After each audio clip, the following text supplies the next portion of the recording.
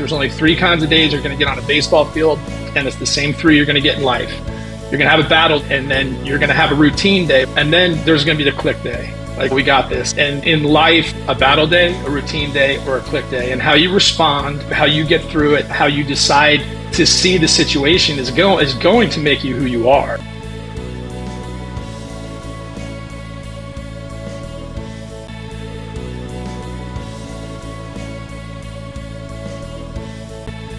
Hey, Uncommon Leaders, welcome back. This is the Uncommon Leader Podcast. I'm your host, John Gallagher. Okay, so when I was a kid, I'll go ahead and share my age right off the bat here. I didn't have social media to scroll through. When I was a kid, one of the favorite things I had was the opportunity to days on end. I know I had over 7,000 baseball cards as a kid. And you look at the front of them, you see the players, but really the fun in terms of the social media scrolling was reading the back, the statistics, and the stories about the players that were there. So I'm going to read the back of a baseball card for my guest today. This is going to be a lot of fun. He's one of the winningest coaches in NCAA baseball history, carrying a staggering 748 career winning percentage. So that had been on the back of his manager card, no doubt about it. He's built collegiate programs from the ground up, coached in the Texas Rangers organization, scouted under Derek Jeter for the Miami Marlins, and most recently he's anchored a powerhouse culture at Presswood Christian Academy, capturing his second Texas state championship just this past May. So those statistics go really good on the back of a baseball card, but some of the best stuff was in the comments and the bullet points down below on the baseball cards and what they really did. And if you ask me, his greatest impact isn't measured by the records in coaching or the hits that he had in his past or even Hall of Fame inductions, but it's measured by how the sport that he's been involved in has made a difference beyond the diamond. As a learning disabled individual who once felt like the kid left behind, he turned his ultimate platform into a lifeline for others. He's the founder of Keeper of the Game Foundation. We're going to learn a lot about that, dedicating the last 30 years of his life advocating for those with special needs and disabilities. And the impact recently earned him the North Texas Autism Association Angel Award, as well as previously the U.S. Presidential Gold Service Award. 2 great trophies, if you will, in the baseball world to add to the back of that card. So he's an uncommon leader, father and husband as well of over 30 years, who believes deeply in taking care of each other through the game of baseball. Folks, that's the longest introduction I've done, and I apologize for that, but it was worthy. Welcome to the show. Hey, Jim Vilade, how are you today, man? It's good to see you. Good, John. Thank you for having me on. I appreciate it. And that was a great intro. I appreciate it. I'm glad it's being recorded. Did you collect baseball cards as a kid? I certainly did. I grew up a diehard New York Yankee fan, growing up in New Jersey. So it was the Bronx Bombers for me, and yeah, most of the cards I wanted to bring Yankee cards at the time. Okay, me, I was a Pirate fan, so those are the ones that I watched and had and collected the most of, or sorted and I haven't had a whole lot to cheer about as much going back into those times. But 1979, I think I could still roll off the entire starting 9 players on that team that they last won their last World Series. So that was a lot of fun. And as a kid, I don't know. I had over 7,000 cards. I don't know if you still have yours or if they disappeared out of the family garage like mine did, but I don't know exactly what happened to them. Yeah, mine disappeared. I started collecting some along the way when I had the opportunity, but yeah, mine disappeared too. I wonder who's sitting on millions of dollars in my old cards. Yeah, right. That's what I was saying. I had the chance I could have retired at 30. With all the baseball cards that I have. And I think about every kid who collected cards has got that story with the disappearing ones. I don't know. They're sitting in a baseball card graveyard somewhere. Anyway, a lot of fun thinking about that as a kid. But a really hard-hitting question to start you out with right here. Given that, all those things that you've been involved in the career of baseball, you spent a lifetime around the diamond at every level of the game, which is really cool. So what's your personal walk-up song, though? And what does it say about your mindset? I mean, my personal walk-up song, when I go to home plate, they play Fortunate Son by Creedence Clearwater Revival. And it's kind of a tribute to my dad. My dad's a Vietnam vet. He went and fought in the war. And, he is somebody that taught me perseverance, taught me grit, taught me toughness, taught me how to get through the day. And it's kind of a shout out to my dad. It really is. But, I'm very blessed. I am very fortunate to be where I am. But yeah, play me some Creedence and we get it rocking. All right. Okay. I can handle a little CCR and make that happen. No doubt about it. We could do that. I don't know. I'd have to figure out. I mean, I played a little baseball in high school, or almost just to the Pony League days or whatever that was. But we didn't have the walk-up songs then. But I appreciate you sharing that as a story. And it really probably feeds into what the first question is that I ask all my first-time guests. And that's to tell me a story from your childhood that still impacts who you are today as the leader that you are. Yeah, I think the story that impacts me the most, especially through the game, is the first time I was able to go out and play catch with my older brother, who's a couple years older than me. I fell in love with the game and then really followed him along as an example of a leader. My brother John is, he's successful in business. He's successful in life. He's somebody who I look up to. But as far as connecting to the game and connecting to a leader that you really respect and love, having that be my brother, the first day of catch and then watching him grow in his life. I love that. I love those memory stories. I mean, I could point to that one right there as the video on the shelf as the one baseball memory that I sit up there, my one and only home run ball from 1981 that I somehow still have. I don't know how that's hung with me over the years. I like it. But it sits there and it's got several different memories kind of tucked away inside of that baseball. But we remember those things as a kid. There's no doubt about it. And you think about the impact as you've gone forward in this journey. It's really how it frames, just like you said, who you are today. And so let's really jump into probably the big purpose behind what we're going to talk about today. And that's the heart of the Keeper of the Game organization that you founded. Tell me the story behind founding Keeper of the Game and how it inspires you, because I'm sure you got a pretty busy life as a coach, as a husband, as a dad, and all those different things, and now a foundation as well. Yeah, for me, the inspiration to share the game with what I say, those who need us most. That's kind of a tagline that I put on the foundation, serving those who need us most. My connection being somebody with a learning disability, being diagnosed in middle school with dyslexia, and not necessarily growing up in a time where there were a lot of accommodations, maybe even a lot of patience for learning disabled. But being diagnosed with dyslexia, loving baseball, it's really all I ever wanted to do was play baseball. And, I got to a point where I was in high school. I was getting rejected from every college I had applied to. My SAT scores were not good. I couldn't get untimed tests or the test waived or whatever. So I had to battle through it. And I really didn't think going to college was going to be an option. I really didn't. Even sitting in the guidance counselor's office, he talked to me about serving our country in the military. And, my dad, Vietnam vet, Army, knew my passion for baseball. He told me to just kind of hang with it. And my mom as well, who was, an art teacher and then went on to law school later in life. But, again, it was something that when I finally dug through and I surfaced, through the help of some mentors and some people that cared about me and, that helped me along the way.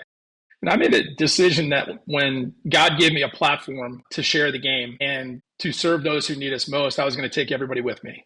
And there have been some inspirations along the way that have really brought this full circle. And it's been 12 amazing years.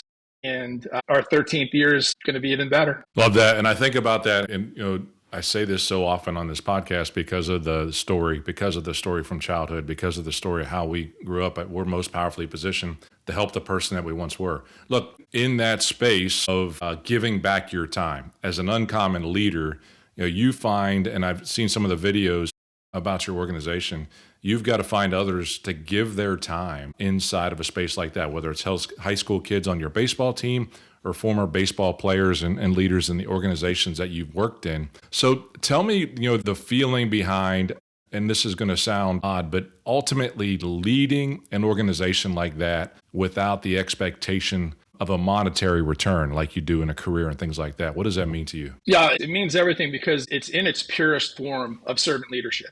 I mean, it really is. It's in its purest form.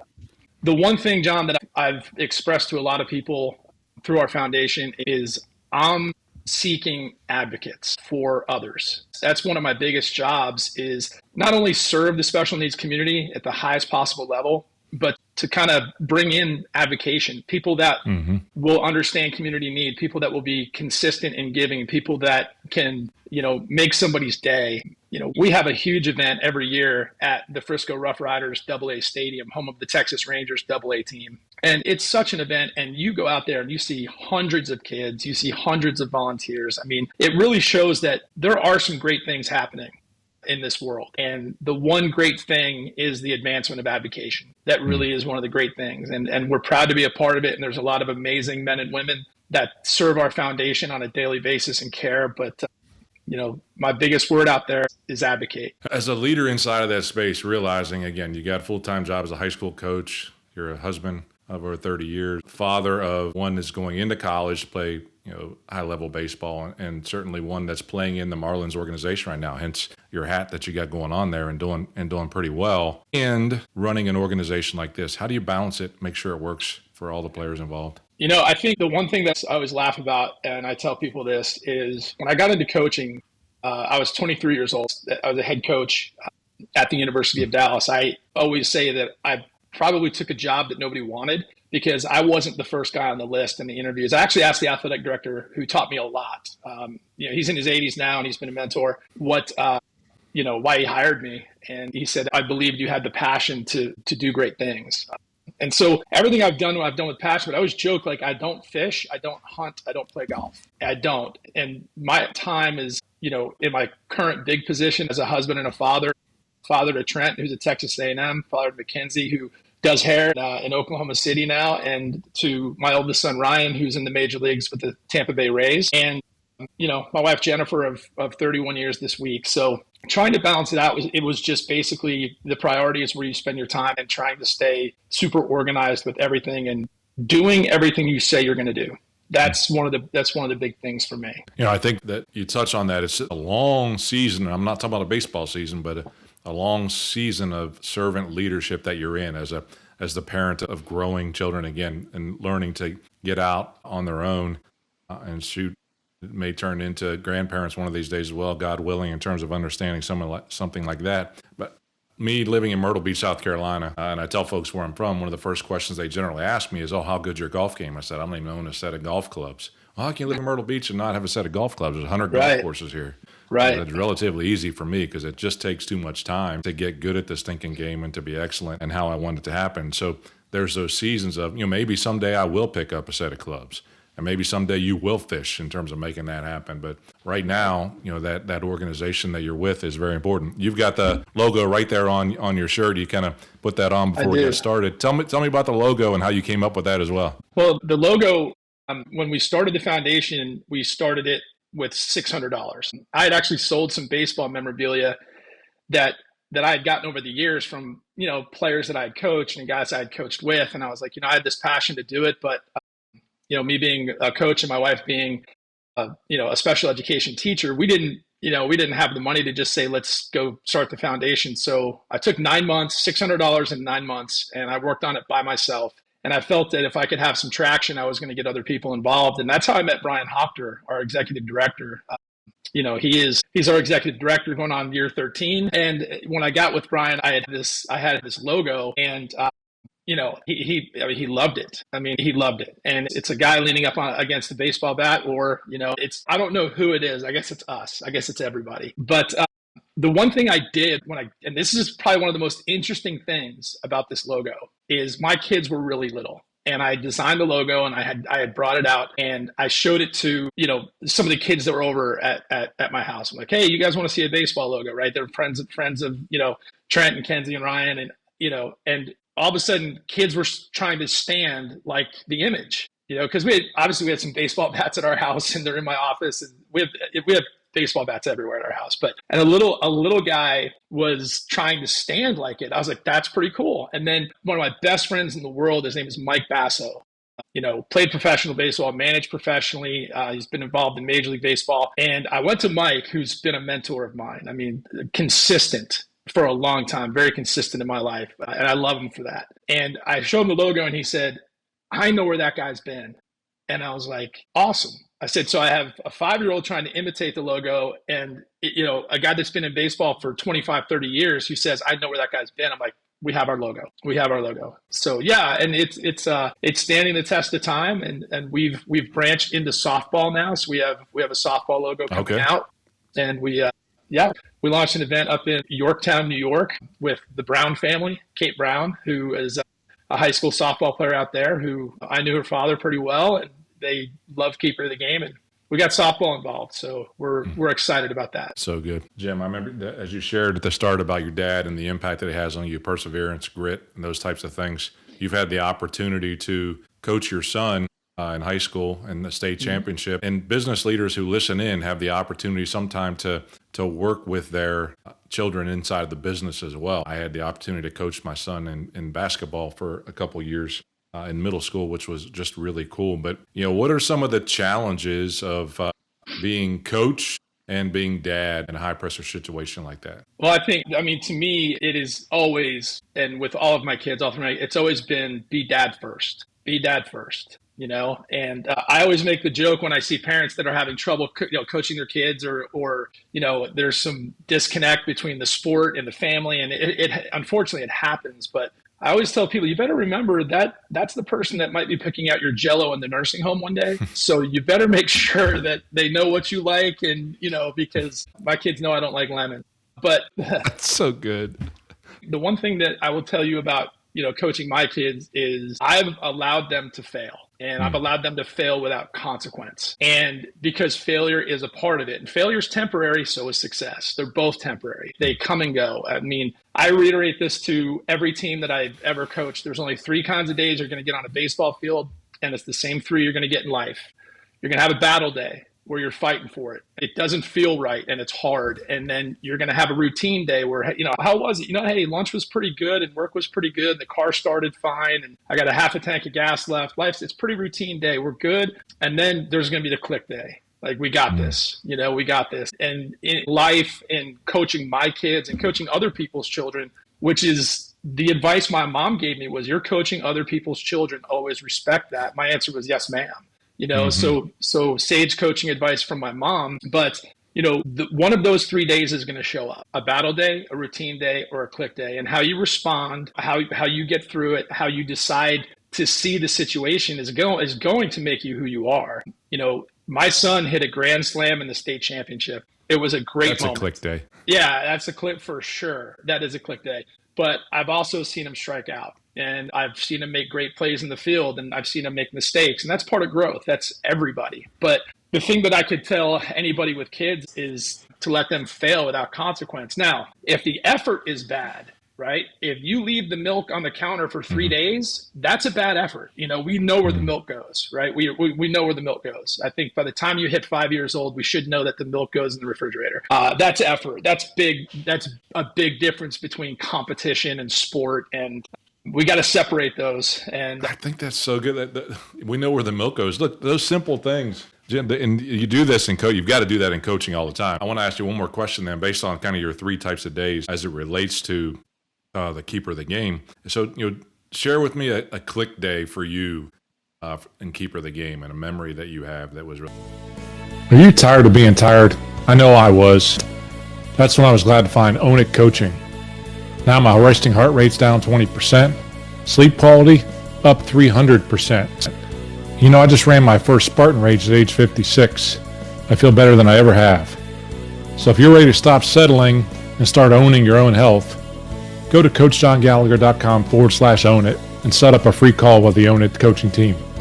That's CoachJohnGallagher.com/own it.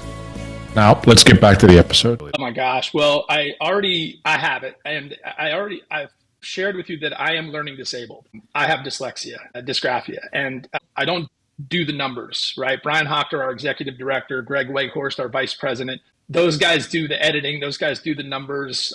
I do a lot of the programming, creativity. Sometimes it's not that creative, but I got to give myself a little credit once in a while. But no, I think for me, we were applying for our 501c3 and obviously going through the state and the government paperwork, and it was taxing and it was hard and it was requesting this and how this goes. And I remember turning to Brian Hochter, our executive director, and saying, Brian, I said, man, I can't, this is too hard. Like, I don't get this. Like, this is hard. And he said, you know what? We're going to push this over the goal line and we only have to do this once. And he gave me like the motivation, because we were working so hard and we knew we were doing good things, but there is a process to it. And, the government has their process and the state has their process. When we became a 501c3, it was a click day. To get that paperwork and to say you are a registered nonprofit, recognized by the U.S. government, recognized in the state of Texas, that was the click day. Love that. As far as really the big click days is when we see our athletes walk through the door or walk through the gate for one of our events.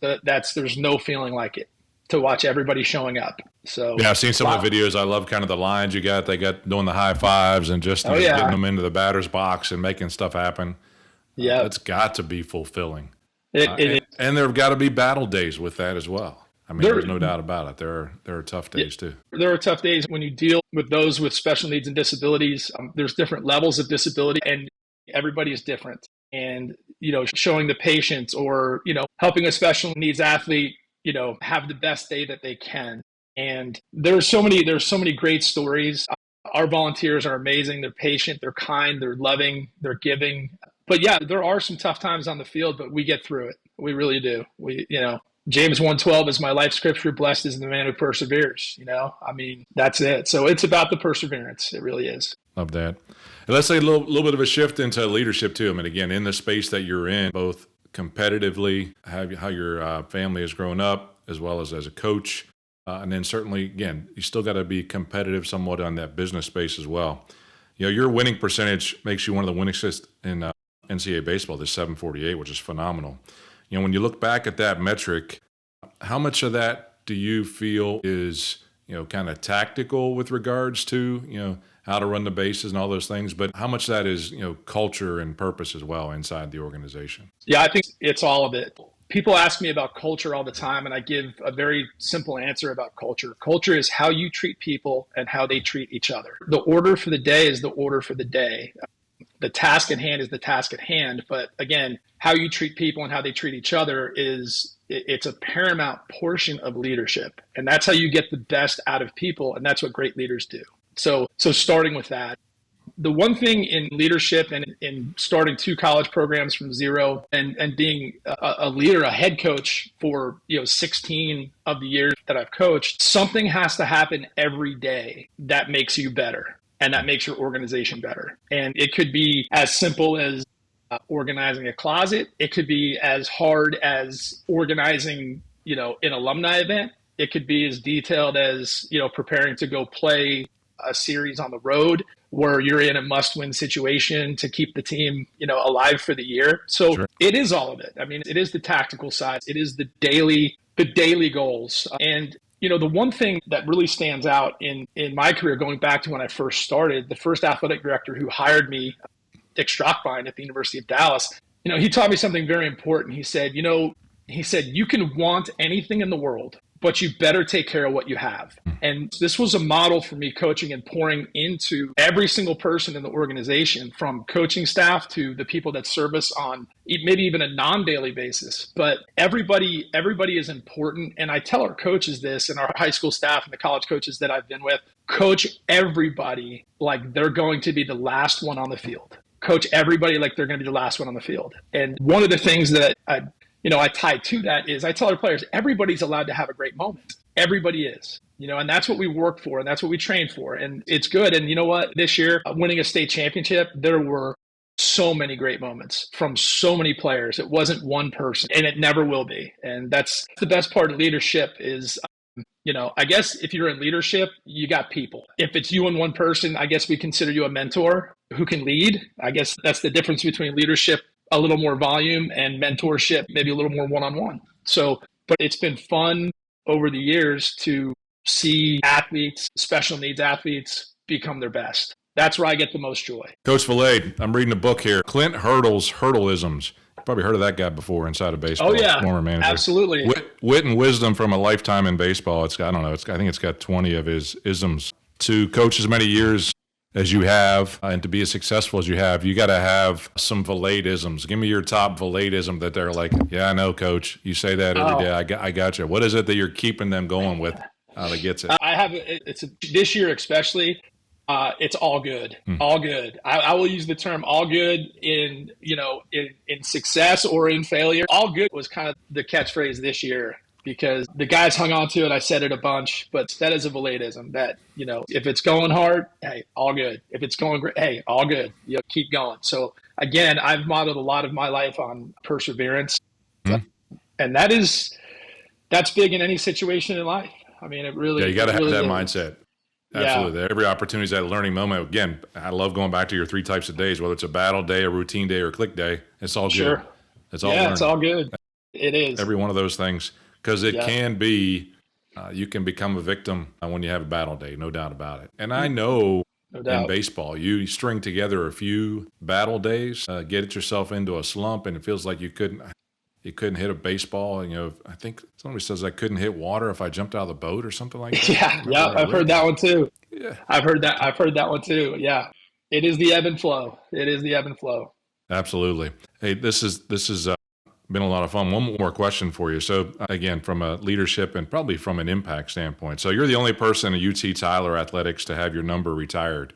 Was that your 32 that we saw before we hit the record? The 32 was the number that I wore in professional baseball. Okay, but it was number 12, so it was retired at UT Tyler. And since then, they've actually retired number 6 in honor of Bob Irwin, who donated the funding for the field and was a great believer in what UT Tyler baseball is today. I mean, Irwin Field is one of my favorites. It's one of my favorites because it's got the word win in it. IRWIN. So anytime you go to Irwin Field, the first thing you see is the name, and then you're like the win stands out. So so we competed hard out there, but amazing honor. When you see the 12 jersey kind of hanging up or wherever they have that or on the Ring of Honor, what's the dominant emotion or story that comes to mind for you? It's all the young men that I coached. It really is. The things that they were able to do together on the field and me getting to watch them grow and watch them lead, watch them become, great men, great leaders. That's really what it's all about. I go back in and I went to the stadium this year, was back at the stadium this year. They had another phenomenal year. And I did look at the number, and then I started seeing the faces, all the guys that I coached, all the young men that still in touch with today, and watching them grow and have families and have great success in life. So that's it. Robbie Slocum will probably tell you the same thing. I was really close to all the players out there. Yeah, Robbie from the Boys and Girls Club in Tyler. He knows a lot about me, but he probably could have answered that one for me. I love that. And I think about this, often talk about it as the greatest story ever told. When somebody writes your name on their list as someone who's made a difference in their life, and I'm going to guarantee, Coach Vilade, you made the difference in a lot of young men's lives as they've grown up through coaching, and a lot of lives in your organization as well. Speaking of, how can folks learn more about you and about Keeper of the Game? Where do they go? Best thing is to go to our website. It's easy. It's keeperofthegame.org. You'll go in there and recognize a lot of faces. There's a lot of great people that support us.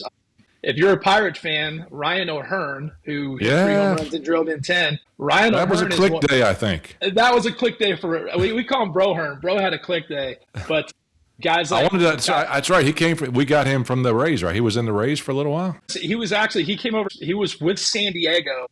Oh, that's right. Most recently, and then he was with Baltimore, but he's at Kansas City before that. But Ryan O'Hearn is glad to have him.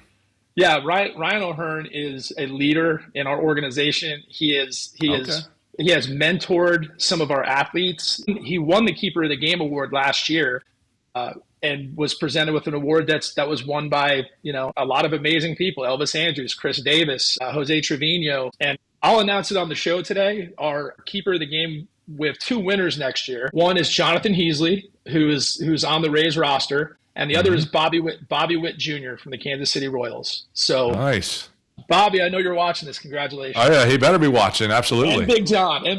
We love you, Big John. So good. Hey, that's really cool. Getting that announcement on here, and I'll make sure we put the links in the show notes as well when this comes out, so that they get a hold of that. It is so good. Hey, Coach Vilade, this has been a fun conversation. I know it could go on a lot more, especially talking old baseball stories, ones from me, watching more than anything else. But I've appreciated you sharing with the listeners of the Uncommon Leader podcast, and I know they're going to find some value in what you had to say.